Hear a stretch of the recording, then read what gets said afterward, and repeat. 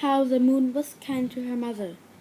Once upon a time, a long time ago, the sun, the wind, and the moon were three sisters, and their mother was a pale, lovely star that shone far away in the dark evening sky.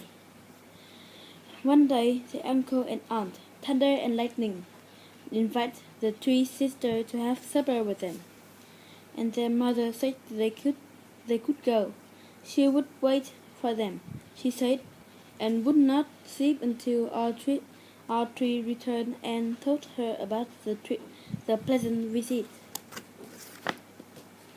So the sun in her dress of gold, the wind in a trailing dress that rustled as she passed, and the moon in a wonderful gown of silver went to the dinner party. Oh, it was a supper to remember. The table was spread with a cloth of rainbow. There was ice cream like the snow on the mountain top, and cake as soft and white as clown, and fruit from every part of the earth. The three sisters ate a lot, especially the sun and the wind, who were very greedy and ate everything. But the moon was kind and remembered her mother. She hid a part of the supper in her long white finger to take home and share with her mother, the star. When the three sisters said goodbye to Thunder and Lightning and went home, when they reached home, they found their mother, the star, waiting and shining for them as she had said she would. "What did you bring me from the supper?" she asked. The sun tossed her head with all its yellow hair and answered, "Why should I bring you anything? I went out of my own pleasure and not think of you." It was the same with the wind. She wrapped her flowing robe about her and turned away from her mother. "I too went out to have fun," she said. "And why should I think of you, mother, when you were not with me?" But it was very different with the moon, who was not as greedy and selfish as her two sisters, the sun and wind.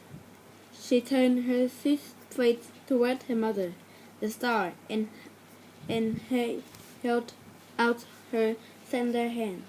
"See, mother," cried the moon. "I have brought you a part of everything that was on my plate. I ate only half of the supper because I want to share it with you." So the mother put the food that her kind daughter, the moon, had brought her on a good plate.